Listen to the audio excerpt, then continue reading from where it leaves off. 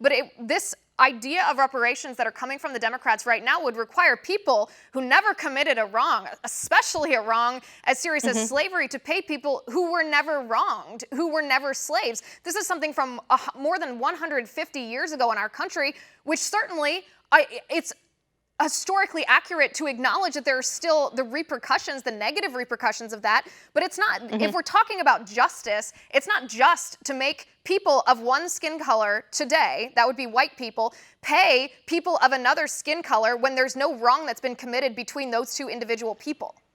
And I got to say, there's very little that I agree with President Barack Obama on, but this is one of the things that I actually agree with him on. I mean, you and I know that America is a beautiful, wonderful melting pot. You and I have friends that might, quote unquote, look white or, quote unquote, talk white, but have an African-American genealogy in their past. I mean, are we going to require everybody to do a 23andMe swab to determine whether or not they might have had an ancestor that was a slave? Because that's going to create a lot of division and a lot of racism in and of itself in the United States of America. I mean, are you going to have the IRS double checking to see if so-and-so's great-great-great-grandfather was an abolitionist or not, or fought for the North or the South or not?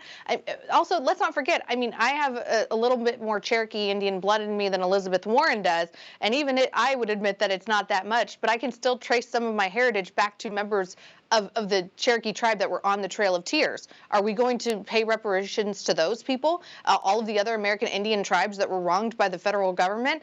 What about people in Hawaii that want to secede from the United States? What about Irish Americans that were told that they need not apply and not welcome and not able to buy property or rent property in the United States? What about women who are mistreated and unable to vote and speak for ourselves and have protections under the Constitution of the United States for years? I mean, the list can go on and on and on, and I don't see this as taking the country in a good direction.